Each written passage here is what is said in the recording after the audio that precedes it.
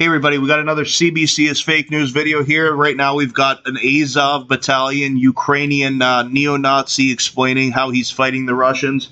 Don't forget, remember when the Canadian Parliament all got up and cheered for a Ukrainian Nazi just a year or two ago? That was pretty sick. Here we go with more of their the support of the Nazis here. That definitely helped me here. There's a lot of real high pressure situations. I remember the first fire, So here we have some clown from Canada that was, I guess he's partially, I'm not going to watch the story, it's a waste of time, I already know the story.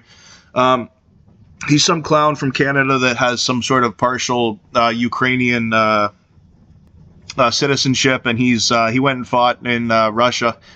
Somehow he survived, and he's here to show how brave he is, fighting alongside the Azov battalion neo-Nazis and that scumbag Zelensky. And CBC is, of course, covering him, just like they all clapped for the Nazi in the parliament there. my mind went to mush. They're all supposed to think we're supposed to all forget that, right? It was just full adrenaline.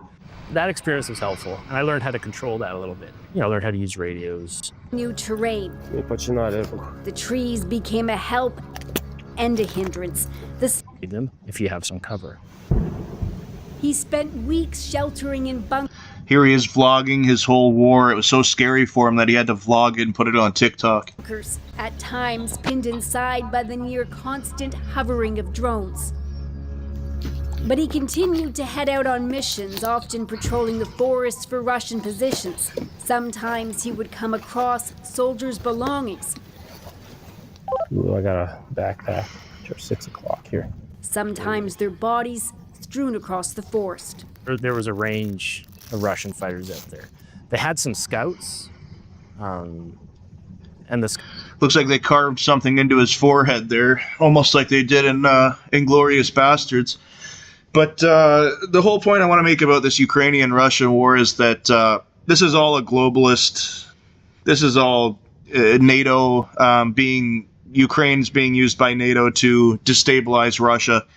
Russia is a very, although they have their problems, they're a very kind of Christian kind of based country. They have a lot of different religions there, don't get me wrong, but they're very, they're standing up against the Satanism that's going on with NATO and these monsters that are trying to take over Russia. There's a lot of resources in Russia they'd like to get their hands on there.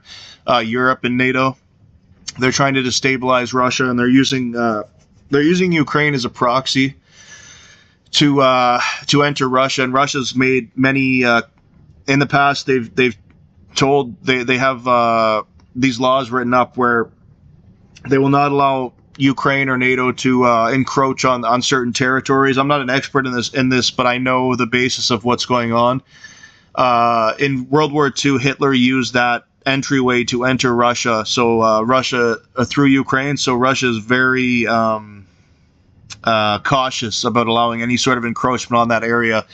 And the way that I describe it is, imagine if China went and put a bunch of tanks and ships around Mexico, right on the border there to the U.S. or to Canada.